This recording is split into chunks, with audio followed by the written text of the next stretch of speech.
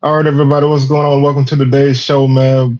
This is SWAC Talk Show. We cover the SWAC inside and out, and I'm your tour guide around the SWAC Sea Wells coming at you. And we are continuing our 12 team previews. Today, we are at team number 5, uh, the Florida A&M Rattlers, defending SWAC champs, Celebration Bowl champs, uh, looking to repeat. So we're gonna talk about what I expect from this team. Got a lot of new parts to this team, but I still think this team is gonna be one of the top teams in the league.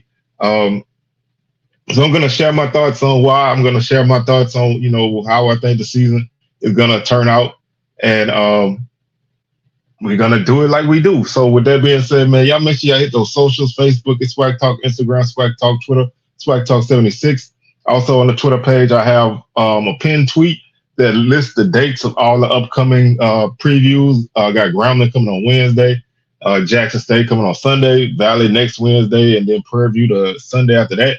And we're gonna do this until we get to the week of week 0, and then we'll have a MEAC Swag Challenge preview sometime during that week. And then, of course, we'll do a recap of the MEAC Swag Challenge this Sunday after the game. So, with that being said, man, I'm your tour guide. I'm here. I'm happy to be here. Happy that y'all joining me. Y'all make sure y'all subscribe to the channel, like the video, and comment your thoughts on the Rattlers. How you think that season gonna go? I know there's a lot of different ideas of where this team can be. And there is no real wrong answer for any of these, man. Like I said, I really want to say that there is no right or wrong. Even if you say a team gonna lose all their games, you're not necessarily right or wrong because this is all just a prediction. So don't take it so serious, man. Don't put so much belief in if somebody say your team gonna win. That just means they're gonna win. Just enjoy these for what they are, and they just time passes until we get to the season. So let's go ahead and start talking FAMU football. Last season, of course, 8-0 in conference, 12-1 overall. Celebration Bowl win, SWAC championship in that third season. Still only 2 SWAC losses in their 3 years in the conference. Really, this is really a dominant run. Even when you take into account that their 2 losses came to the same team. In back-to-back years, that's still a run that very few teams have been on in recent time to be able to, go, what 20, what is it, 22-2 in 3 years. So that's a run that doesn't get the attention it deserves. So first and foremost, definitely want to shout that out because what they did and have done is not easy. That success led to Willie Simmons getting a job as the running back coach at Duke. So he's gone now into James Colsey III. And this is his ship now. We'll talk about that in a minute. But like I like to look back at the season. Like I said, 12-1, 8-0 overall. 8-0 in conference, 12-0 overall, 12-1 overall. Last season, this team finished first in scoring offense at 30.8 points per game. They were second in scoring defense at 15.2 points per game, fourth in total offense at 374.6 yards per game, had 46 total touchdowns. That was the most touchdowns scored of any team in the league, average six yards per play. Defensively, they were first at 261 yards per game allowed, 25 total touchdowns, 4.2 yards per play. That also led the league. They were seventh in rushing offense at 133.1 yards per game, 24 touchdowns on the ground. That number also led the league. They averaged 4.3 yards per carry, which was fourth in the league, which was tied for fourth in the league. They allowed 95.4 yards per game on the ground, 2.9 yards per carry, which also led the league, 11 touchdowns, which was the second fewest in the conference. Passing offense, they led the league at 236 yards per game, 22 touchdowns. Those were the most in the league. 11 interceptions, which tied for the fourth most in the league, which was the fourth most in the league.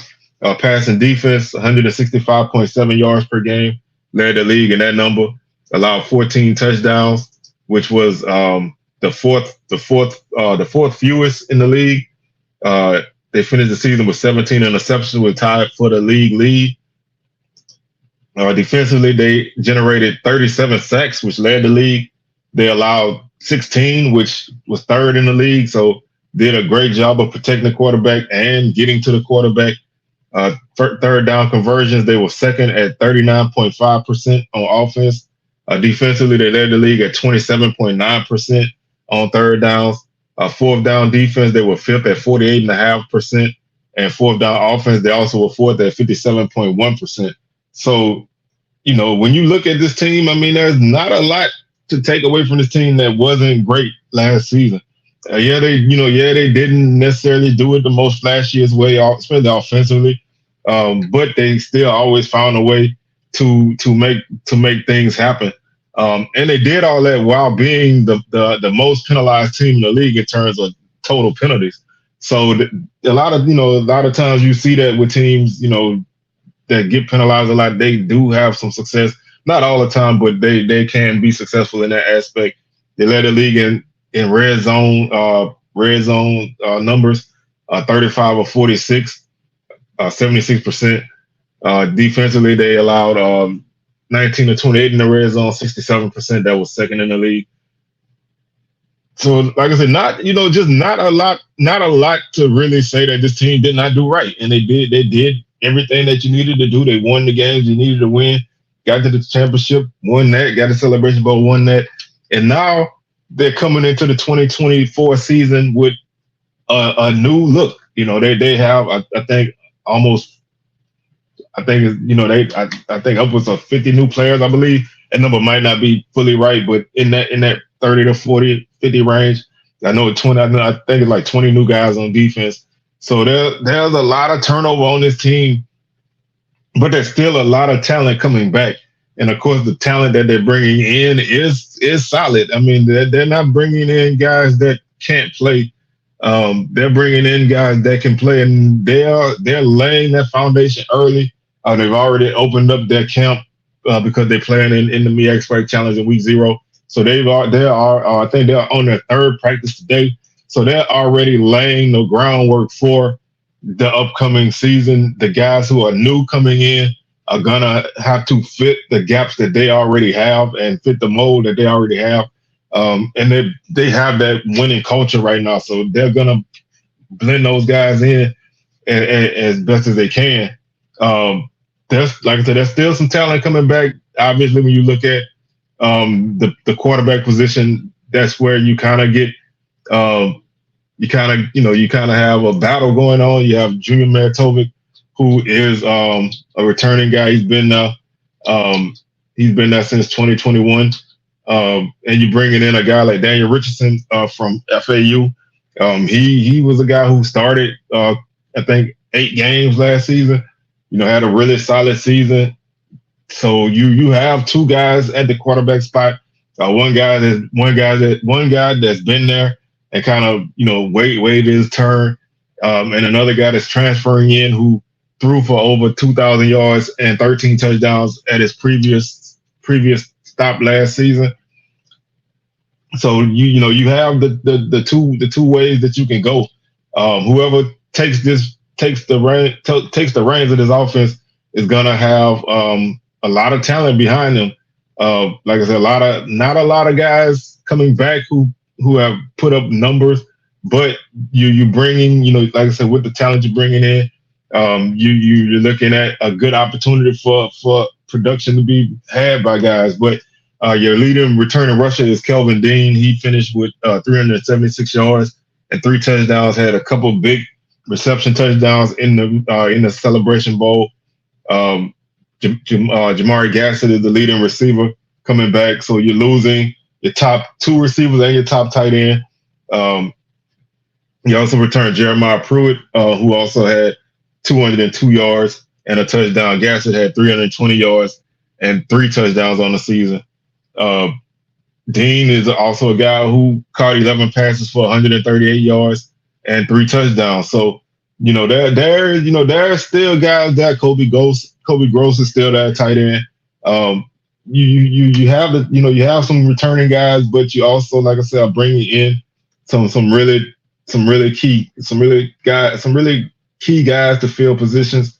And this offense may not be as explosive as it's been in recent years. Early, especially, I think it's going to take some time um, for guys to kind of gel and fill their roles. And of course, the quarterback spot, you have to solidify that. But there's a lot of talent here. A lot of transfer guys are here. So there's a lot of opportunities for each position in the skill game. And the team is bolstered by a really good offensive line. So that's gonna, number one, give this team a lot of time to develop. You have you have an offensive line that's established and stable. That's gonna help you as a team. You don't really have to worry about protection. You definitely don't have to worry about opening up holes, because these guys have done it and they will continue to do it. So I think I thought this last year was the best O line in the league. I think they're still up there.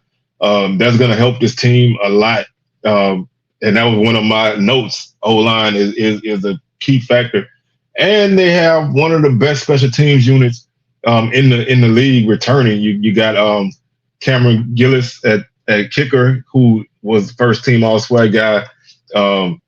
Trey Wilhoit also at punter. They have the weapons on both sides of the ball, and the special teams game. Now, return unit is gonna, they're gonna have to find somebody to fill some spots. But with the talent and speed they have on their team, that's one thing that I don't really find myself concerned with, because you can always, you got enough guys that have returned kicks and punts in high school or at their previous stops. You're gonna find that right guy to do that. Defensively, they lose some key guys. They lose their top returning tacklers, so they have some spots to fill there. You're losing Isaiah Major and Johnny Chaney, Anthony Dunn, but you're turning Kendall Bowler, Deco Wilson also in the secondary. Both those guys are back. James Ash is the guy who's coming back, who had 32 tackles, 6 tackles for loss on the season. So there's still some talent on that defense, and like I said, you're bringing in more guys, and I think they're gonna be able to mesh what they have coming back. To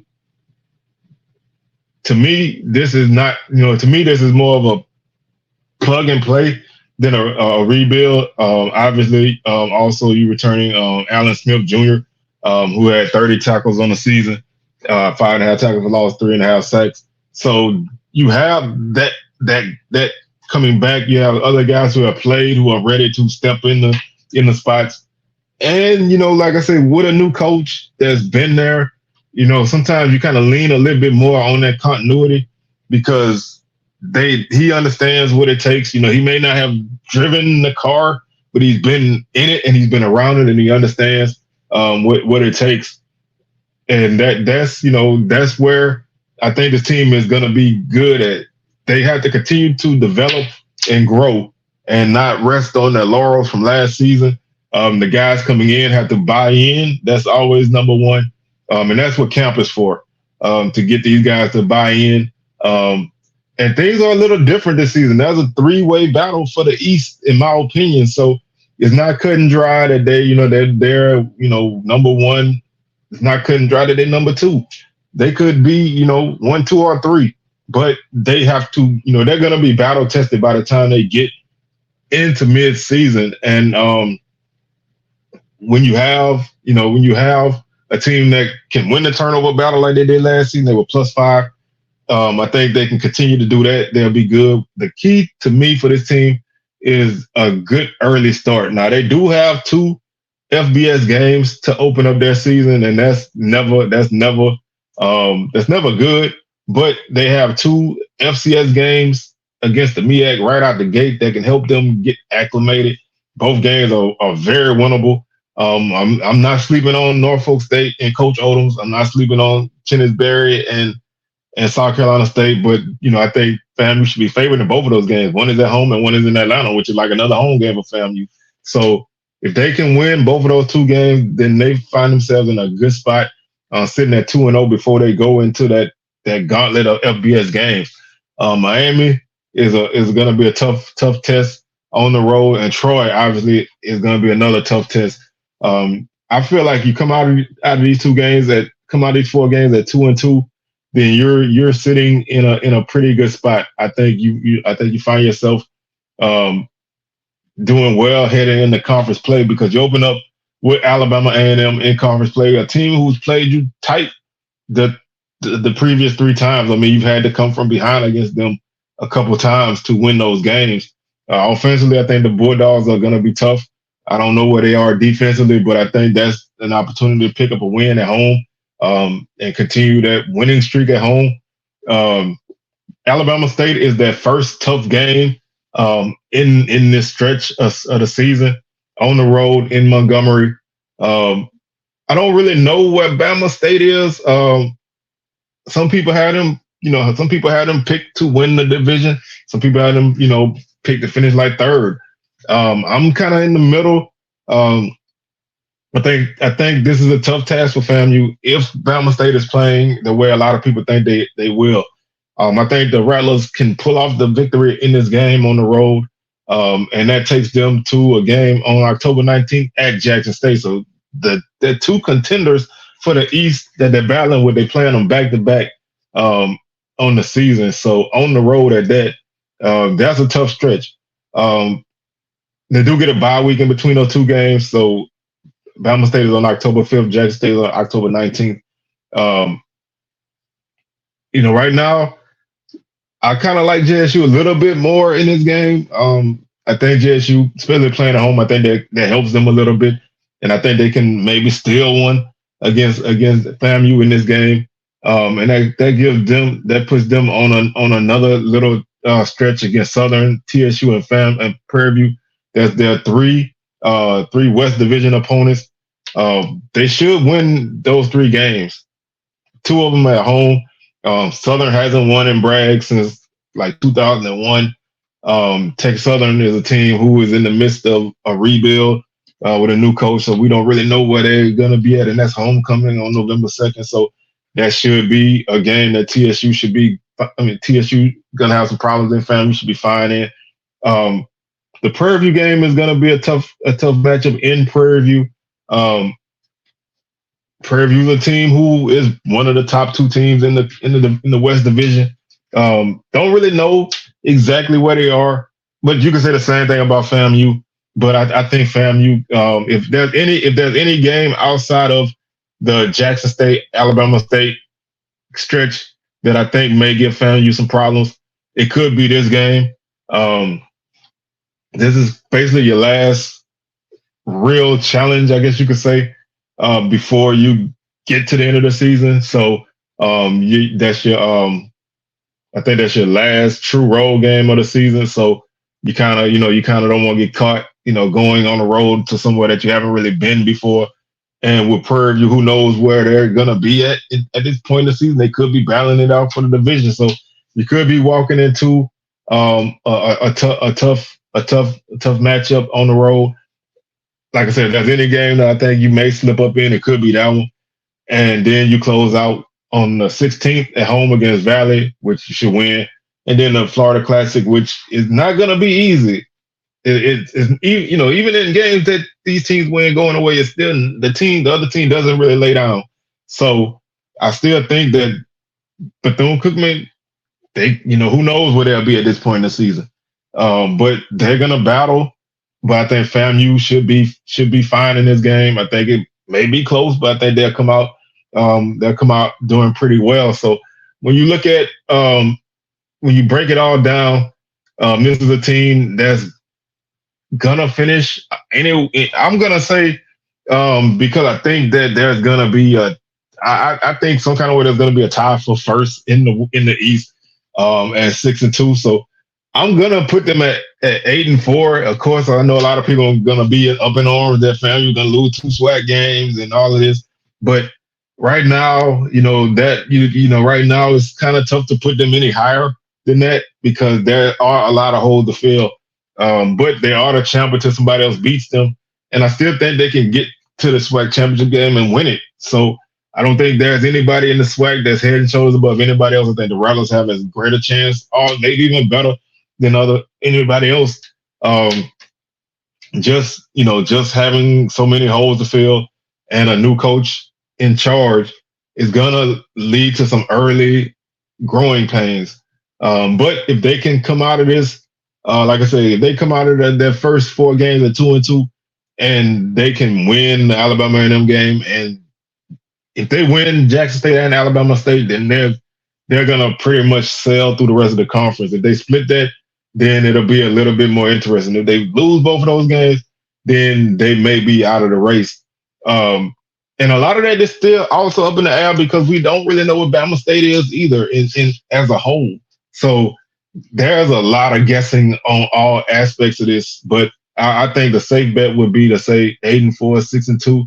They can finish 10-2. I don't really see a FBS upset, but you never know. But I would say that their ceiling would be 10-2. The floor I put at 7-5, but that's mainly just if they were to lose. If they were to lose, the Bama State JSU gauntlet, they were to lose both those and maybe lose the Prairie View or something like that. That would put them at like 5-3 in conference and 7-5 overall. I don't think they can finish worse than that. If they finish anything worse than 5-3 in conference, like I like to say, something went horribly wrong for this team. So I think that I think they're in a good spot. Like I said, they're picked second in the media. I think that's a safe spot for them. I don't think that's an insult necessarily because there's so many new moving parts that we don't really know yet. And because of that, I really can't, definitively just say that this team is hands down better than everybody else. Now, on paper, they have a lot of talent. But they have to play together. And I think it's going to take a little while for them to gel. Having that bye week between Bama State and Jackson State could be big. If you don't beat Bama State, they give you a week to regroup. But it also keeps you from having those 2 games, on the road in back-to-back weeks. You get to come back and regroup regardless. If you win against Bama State, you get a week to kind of keep yourself grounded and get back on the horse. That's the toughest stretch outside of obviously those 2 FBS games. Other than that, there is no real tough stretch after that because after you play that 2-game gauntlet, like I said, you get Southern, who hasn't beaten you in Tallahassee in forever. And we don't know where they're gonna be at. You got a TSU team that's in a rebuild mode, and then you go to Prairie View, who you beat twice last year, and they have some spots to fill, and they could be in the hunt for the West. They could not be, and then you close out Wood Valley and then Bethune-Cookman. So I think FAMU's gonna be favored in the majority of their games. I would say that those 3 games I named, Alabama State, Jackson State, and Prairie View are as close to toss-ups as they're going to have on their schedule. I would say FAMU would be heavily favored in 6 games this season. And then, no, they'd be heavily, let's see, my math is horrible.